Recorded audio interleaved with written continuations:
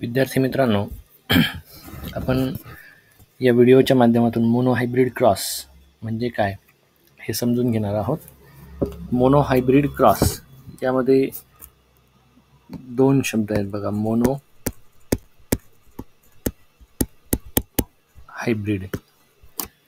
ठीक आहे, यामध्ये पुन्हा दोन शब्द आले, मोनो आणि hybrid.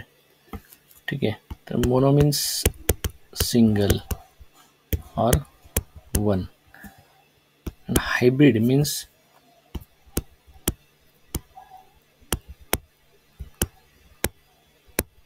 heterozygous individual.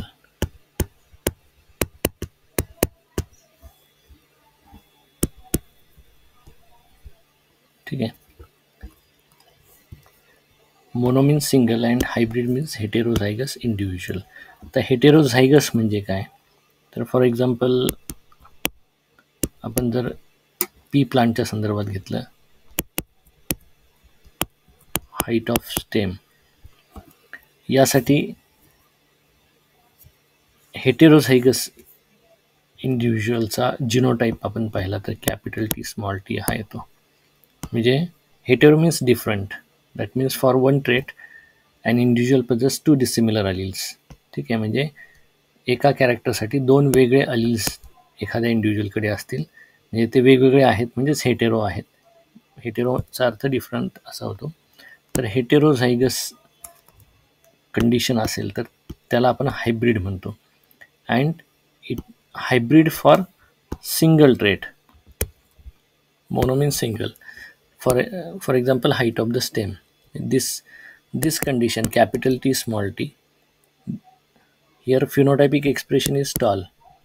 All plants are tall, having genotype capital T small t.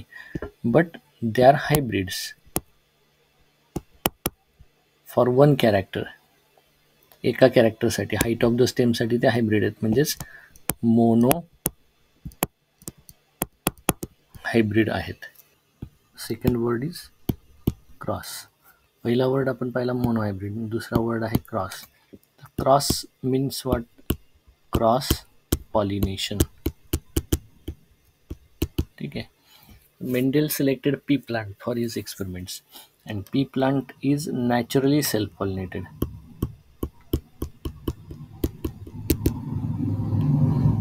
ठीक आहे, तर पी प्लांट हे नॅचरली सेल्फ पॉलिनेटेड असल्यामुळे त्याच्यामध्ये नॅचरली सेम प्लांटवर प्रोड्यूस झालेल्या फुलांमध्येच त्या ठिकाणी पॉलिनेशन होतं, म्हणजे सेल्फ फर्टिलायझेशन होतं. पुढे फ्रूट आणि सीड फॉर्मेशन्स त्यामध्ये होतात. तर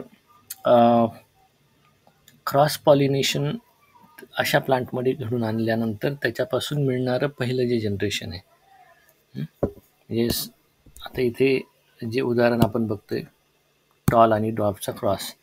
suppose this plant is tall and this is dwarf. This plant possess flower, this possess flowers. ठीक आहे, तर pure tall having genotype capital T and pure dwarf having genotype small T. तर यांच्यामध्ये cross करायचा म्हणजे क्रॉस पॉलिनेशन करायचं आहे. Suppose tall plant is selected as a female parent and dwarf plant is selected as a male parent. तर tall plant जे आहेत त्याकडे, त्यावर जी फुलं येतात त्या फुलांमध्ये अँथर, फिलॅमेंट म्हणजेच स्टॅमिन्स आहेत, त्यानंतर कार्पेल्स आहेत. तसंच डॉर्फ प्लांटमध्ये देखील स्टॅमिन आणि कार्पेल आहेत. ठीक आहे, पण आपण हे डॉर्फ प्लांट हे मेल पॅरेंट म्हणून कन्सिडर केलेलं आहे. तर यावरचे आपल्याला फक्त पोलन ग्रेन्स हवेत, अँथरमधले पोलन ग्रेन्स. ठीक आहे, आणि टॉल प्लांट हे फिमेल पॅरेंट म्हणून सिलेक्ट केलेलं आहे. तर इथे अँथर आणि फिलॅमेंट हे ठेवण्याची आवश्यकता नाही, म्हणजे ते त्या ठिकाणी काढून टाकायचे. तर ते काढण्याची प्रक्रिया केली जाते आणि फक्त कार्पेल शिल्लक ठेवलं जातं.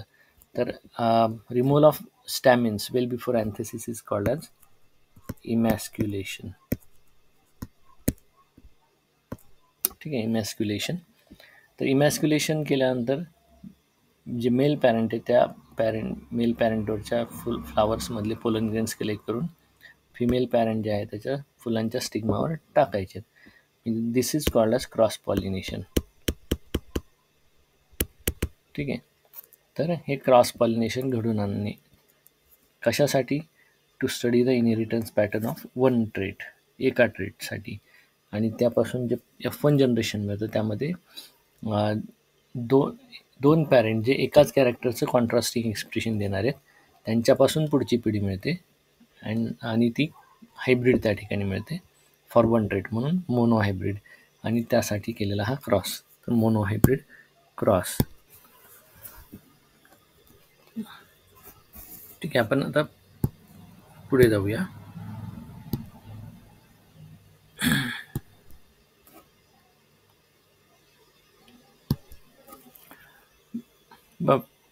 पॅरेंट्समध्ये दोन पॅरेंट आपण सिलेक्ट केले. Tall plant is selected as a female parent and dwarf plant is selected as a male parent. Both are homozygous, both are pure for the selected trait. Hence tall plant have genotype capital T and dwarf plant have small t.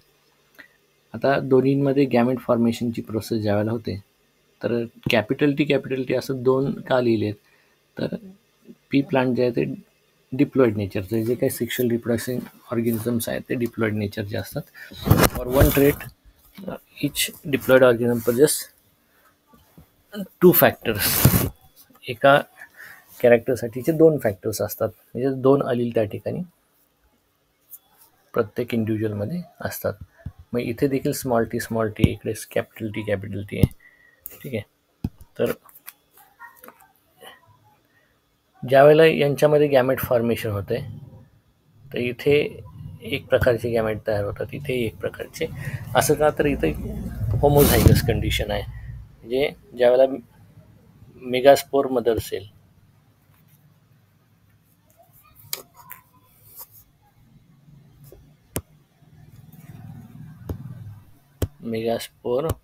Sale किंवा microspore mother sale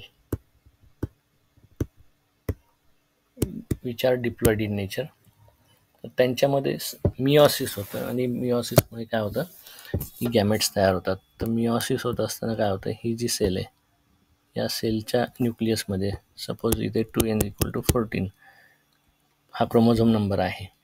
म्हणजेच 7+7 असे 2 set क्रोमोझोमचे आहेत. तर meiosis होत असताना पहिल्या टप्प्यामध्ये chromosome number जो आहे it reduces to half, n=7, n=7. ठीक आहे. आणि पुढच्या टप्प्यामध्ये इक्वेशनल डिव्हिजन होते.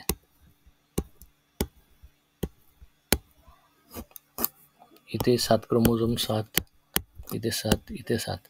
ठीक आहे. आता हे कसे 7 क्रोमोझोम्स त्या ठिकाणी जात आहेत, तर आपण जर बघितलं सुरुवातीला ही सेल जी पहिली मदर सेल आहे ती डिवाईड होण्याच्या अगोदर सुरुवातीला ती डिवाईड होण्यासाठीची पूर्वतयारीची प्रक्रिया होते, इंटरफेज आपण ज्याला म्हणतो. त्यामध्ये जे क्रोमोझोम्स आहेत हे असे लांब धागे त्या ठिकाणी असतात. ठीक आहे. They become short and thick. मिटाफेजला शॉर्ट अँड थिक दिसतात. आता हे जे लांब धागे आहेत त्यांच्यामध्ये DNA. ठीक आहे. मग हा एक धागा आहे, तर यामध्ये असणारा DNA हा ही सेल डिव्हिजनसाठी तयार होत असताना काय होतो, रेप्लिकेट होतो. ठीक आहे.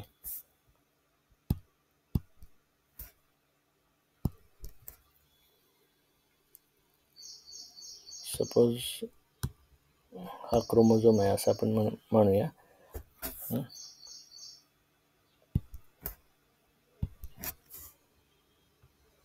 यामध्ये हा DNA आहे. तर ह्या DNAचं होतं रेप्लिकेशन, म्हणजे DNAच्या 2 कॉपीज तयार होतात. ठीक आहे. मग ह्या DNAवर असणारा जो काही जीन असेल, समजा हाईट ऑफ द स्टेम साचीचा हा T आहे, तर ह्या क्रोमोझोममध्ये इथे आता एकामध्ये 2 त्या ठिकाणी फॅक्टर्स हे तयार झालेले आहेत, कारण DNAचं रेप्लिकेशन झालेलं आहे. आता हे झालं एका क्रोमोझोमच्या बाबतीत. इथे क्रोमोझोमच्या जोड्या आहेत, त्यामध्ये एक क्रोमोझोम जो आहे तो मॅटर्नल आहे. ठीक आहे.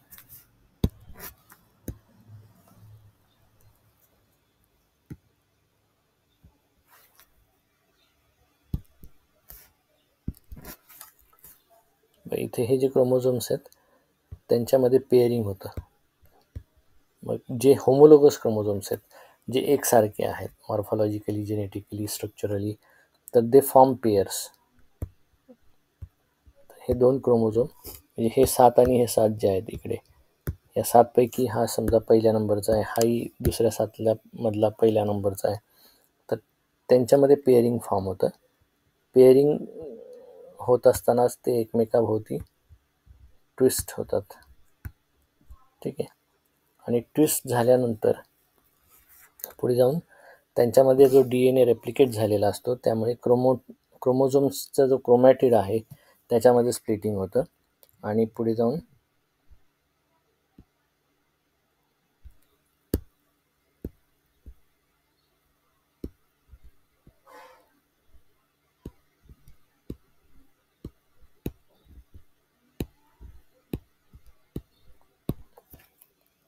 ही कंडिशन तयार होते. म्हणजे आता इथं 2 क्रोमॅटिड असणारा एक क्रोमोझोम, असे 2 क्रोमोझोमची पेअर आहे, बायव्हॅलन्स आपण त्यांना म्हणतो. तर हे काय होतात, यांच्यामध्ये फोर्स ऑफ रिपल्शन सुरू होतं आणि हे सुट्टे होतात. मग ही जी जोडी आहे जी इथे आहे, ही जी जोडी आहे त्यातला एक क्रोमोझोम इकडे जातो आणि एक क्रोमोझोम इकडे जातो. ठीक आहे. आता हे एका क्रोमोझोममध्ये 2 क्रोमॅटिड्स आहेत. 2 क्रोमॅटिड म्हणजे त्यामध्ये DNA रेप्लिकेशन झालेलं आहे. म्हणजे इथे ज्यावेळेला DNA रेप्लिकेट झाल्यानंतर इथे जे फॅक्टर्स आहेत ते जे 2 होते, ह्या क्रोमोझोमवर 1 होता आणि ह्या क्रोमोझोमवर 1, पण सेल डिवाईड होण्याची सुरुवात होण्याआधी यातले DNA रेप्लिकेट झाले. आता इथं 2 ऐवजी 4 फॅक्टर्स आलेत. तर 2 फॅक्टर इकडे जातात ह्या क्रोमोझोम बरोबर, 2 फॅक्टर इकडे ह्या क्रोमोझोम बरोबर. ठीक आहे. त्यानंतर इथे काय होतं, ह्या क्रोमोझोमचा जो सेंट्रोमियर आहे त्याच्यामध्ये स्प्लिटिंग होतं आणि त्यामुळे काय होतं की हा एक क्रोमॅटिड आणि हा दुसरा क्रोमॅटिड हे सुट्टे होतात. मग इथं हाईट ऑफ स्टेमसाठीचा कॅपिटल T आणि इकडे कॅपिटल T आहे. मग हे इथं सुट्टे झाल्यानंतर यातला एक इकडे जातो आणि हा एक इकडे जातो. ठीक आहे. म्हणजे एक क्रोमोझोम म्हणजे आता हे क्रोमॅटिड सुट्टे झालेले त्यांना डॉटर क्रोमोझोम्स म्हटलं जातं. आता हे सेपरेट झाले म्हणजे इथे एक फॅक्टर आला आणि ह्या गॅमेटमध्ये एक फॅक्टर आला. सेम इकडे देखील हे 2 क्रोमॅटिड्स सुट्टे होतात. हा एक इकडे येतो, एक इकडे येतो, एक फॅक्टर इकडे, एक फॅक्टर इकडे. तर या पद्धतीने काय होतं, मियोसिसची प्रोसेस होते. आणि होमोझायगस कंडिशन जर असेल कॅपिटल टी, तर प्रत्येक गॅमेटमध्ये त्या कॅरेक्टरचा सेम फॅक्टर त्या ठिकाणी जातो. म्हणजे किती प्रकारचे गॅमेट्स तयार होतात त्या कॅरेक्टरसाठी, तर एक प्रकारचे, वन टाईप. म्हणून इथं गॅमेट्सच्या समोर फक्त एक कॅपिटल T मेन्शन केलेला आहे, इथे एक स्मॉल टी मेन्शन केलेला आहे. ठीक आहे. तर या पद्धतीने गॅमेट फॉर्मेशनची प्रोसेस जी आहे ती घडून येते.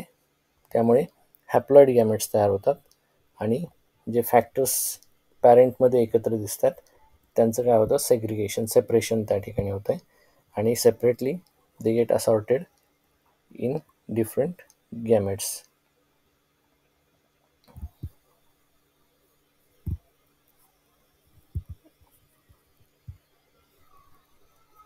ठीक आहे. आता गॅमेट फॉर्मेशन कसं होतं हे आपण पाहिलं. आता पुढे जाऊया आपण.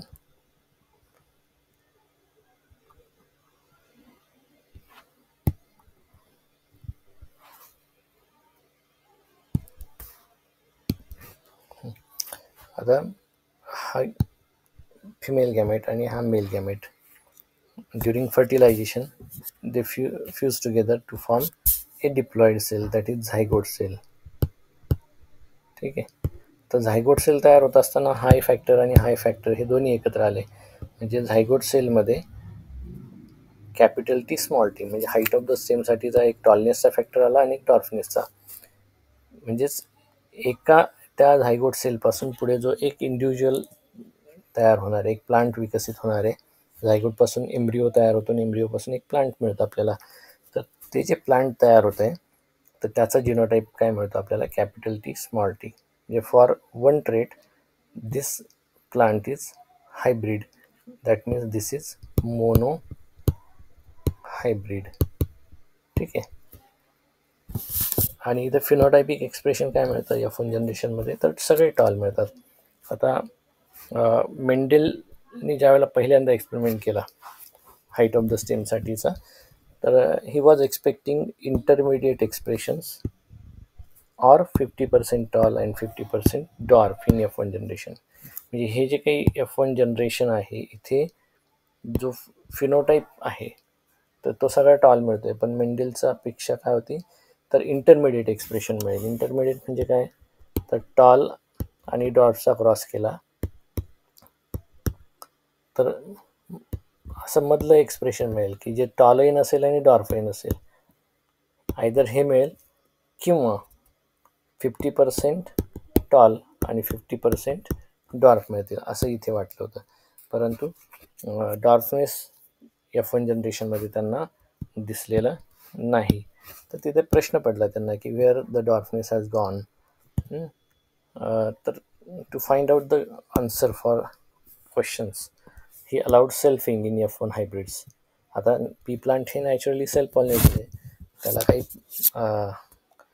जसं क्रॉस पॉलिनेशन घडून आणावं लागतं तसं काही करण्याची आवश्यकता नाही. तर त्यामध्ये मेंडेलनी सेल्फिंग होऊ दिलं, सेल्फ पॉलिनेशन होऊ दिलेलं आहे. तर सेल्फिंग सेम प्लांटमध्ये त्या ठिकाणी होतं आहे. म्हणजे एकाच प्लांटमध्ये मेल गॅमेट्सही तयार होतात आणि त्यामध्येच फिमेल गॅमेट्सही तयार होतात. तर दोन्ही गॅमेट प्रोड्युसिंग जे काही सेल्स आहेत, मायक्रोस्पोर मदर सेल आणि megaspore mother cell, both have genotype capital T small T. आता याच्या अगोदर आपण मिओसिसने गॅमेट कसे तयार होतात हे पाहिलं. इथे दोन्ही कॅपिटल टी आहेत, इथे दोन स्मॉल टी आहेत.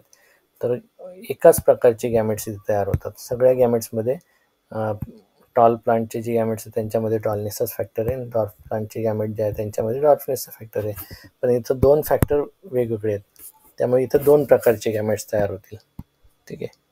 2 types of gametes are formed, one type with factor for tallness and one type with factor for dwarfness. ठीक आहे. आता यामध्ये दोन प्रकारचे गॅमेट्स तयार होतात हे आपल्याला समजलं. आता याचं पुढचं जनरेशन काय असेल, तर we can predict the F2 progeny by using Punnett square. ठीक आहे. तर पनेट स्क्वेअरचा वापर आपण या ठिकाणी करू शकतो. पनेट स्क्वेअरमध्ये काय केलं होतं, तर किती गॅमेट्स तयार होतात त्यानुसार मग तो स्क्वेअर तयार केला जातो. मग इथं मेल गॅमेट्स 2 आहेत. ठीक आहे. मग 2 कॉलम त्या ठिकाणी घेतले, त्यामध्ये मेल गॅमेट्स मेन्शन केले, one type with factor for tallness and one type with factor for dwarfness. त्याचबरोबर आपण उभा जो कॉलम आहे कडेचा त्यामध्ये फिमेल गॅमेट्स मेन्शन करतो आहे, तेही 2 प्रकारचे आहेत. त्यामुळे one type is with factor for tallness and one type is with factor for dwarfness. ठीक आहे. तर हे जे गॅमेट्स आहेत ते एकत्र आल्यानंतर झायगोट सेल तयार होते. Male gamete fertilizer the female gamete. मग आता त्यांची प्रोबॅबिलिटी आपण ह्या चेकर बोर्डच्या मदतीने किंवा पनेट स्क्वेअरच्या मदतीने मांडतोय. मग ती प्रोबॅबिलिटी कशा पद्धतीने दिसते बघा. पहिली जी चौकट आहे त्यामध्ये मेल आणि फिमेल गॅमेट जे दोन्ही डॉमिनंट आहेत ते एकत्र येऊ शकतात, कॅपिटल टी. दुसऱ्या चौकटीत एक डॉमिनंट एक रिसेसिव्ह, तिसऱ्या चौकटीत एक डॉमिनंट एक रिसेसिव्ह, चौथ्या चौकटीत दोन्ही रिसेसिव्ह. ठीक आहे. पण हा इथे आला एकत्र, हा इथे आला, हा इथे आला, हा त्याच्यासोबत आला. ठीक आहे. त्यानंतर हा आणि हा कॅपिटल टी स्मॉल टी, त्यानंतर स्मॉल टी. तर असे हे गॅमेट्स जे आहेत ते एकत्र येतात, ह्या पद्धतीने येऊ शकतात. This is possible combinations of gametes in zygote cell. तर मग त्या आधारावर जर आपण पाहिलं पुढे फिनोटाईप आणि जिनोटाईप याच्या आधारे त्यांचा रेशो आपण काढू शकतो. तर फिनोटायपिक रेशो जो आहे तो आपल्याला काय मिळणार, फिनोटाईप म्हणजे काय, तर ऑब्झर्वेबल कॅरेक्टर जे आपल्याला डोळ्यांनी दिसू शकतं, आपण त्यावरून त्याचं वर्णन करू शकतो. मग प्लांट टॉल आहे की डॉर्फ आहे. आता इथे पहिल्या चौकटीत आपल्याला कॅपिटल टी मिळतात. कॅपिटल टी इंडिकेट्स टॉलनेस, तर दोन्ही टॉलनेसचेच आहेत, त्यामुळे इथे टॉलच मिळत आहे. इथे एक टॉलनेसचा आहे आणि एक डॉर्फनेसचा आहे. तर त्यामध्ये आपल्याला माहिती आहे की लॉ ऑफ डॉमिनन्स काय सांगतो, तर डिसिमिलर अलील्स एकत्र असतील तर जो डॉमिनंट आहे त्याचं एक्सप्रेशन होतं, रिसेसिव्हचं होत नाही. तर टॉलनेसचा फॅक्टर हा डॉमिनंट आहे, हा रिसेसिव्ह आहे, म्हणजे इथे देखील टॉल मिळतात. तिसऱ्या चौकटीत देखील सेम कॉम्बिनेशन आहे, टॉल म्हणजे 1 2 3 टॉल, आणि इथं दोन्ही रिसेसिव्ह आहेत, टॉलनेसचा एकही फॅक्टर नाही, म्हणजे इथे हे प्लांट कसं असेल, डॉर्फ, म्हणजे 3 tall and 1 dwarf. That means the phenotypic ratio is 3:1. ठीक आहे. त्यानंतर जिनोटायपिक रेशो. तर जिनोटाईप जर आपण पाहिले तर 3 प्रकारचे जिनोटाईप आपल्याला मिळतात.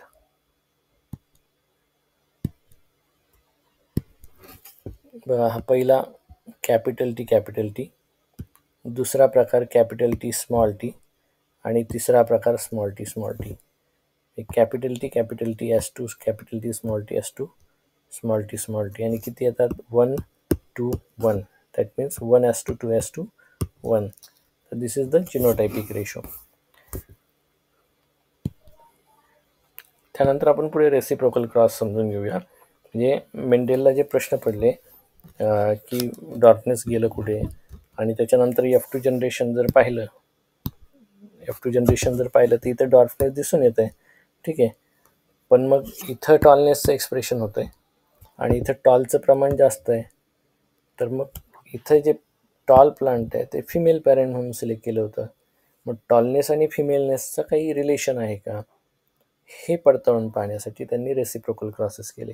मग काय केलं रेसिप्रोकल क्रॉसेसमध्ये, तर इथे त्यांनी टॉल प्लांट हे फिमेल पॅरेंट म्हणून सिलेक्ट केलेलं होतं आणि डॉर्फ प्लांट हे मेल पॅरेंट म्हणून, ते उलटं केलं. ठीक आहे. ते आपण बघूया आता पुढे रेसिप्रोकल क्रॉसेसमध्ये. बघा, आता इथे टॉल प्लांट हे मेल पॅरेंट म्हणून सिलेक्ट केलं आहे आणि डॉर्फ प्लांट हे फिमेल पॅरेंट म्हणून. बाकी हे जिनोटाईप होमोझायगस कंडिशन असल्यामुळे असे आहेत, हे गॅमेट्स आहेत. ठीक आहे. तर F1 जनरेशन जे आहे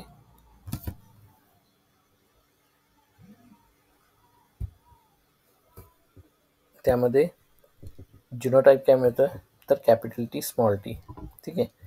phenotypically all plants are tall and they are hybrid for one trait, that means these are the monohybrids. Mendel allowed selfing in F1 hybrids.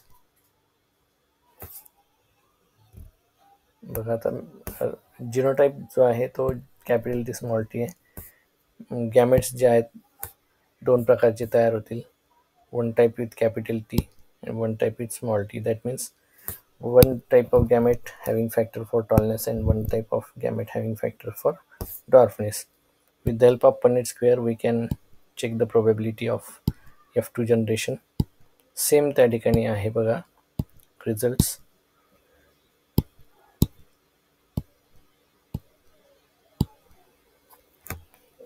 तर रेसिप्रोकल क्रॉसेसमध्ये देखील मेंडेल जे आहेत त्यांना सेम रिझल्ट मिळाले.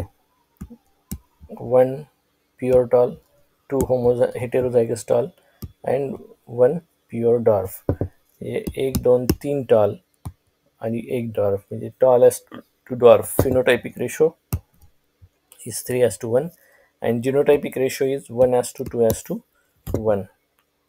1:2:1. ठीक आहे. तर रेसिप्रोकल क्रॉसेसमध्ये देखील मेंडेल यांना सेम रिझल्ट्स आणि सेम रेशोज त्या ठिकाणी मिळालेले आहेत.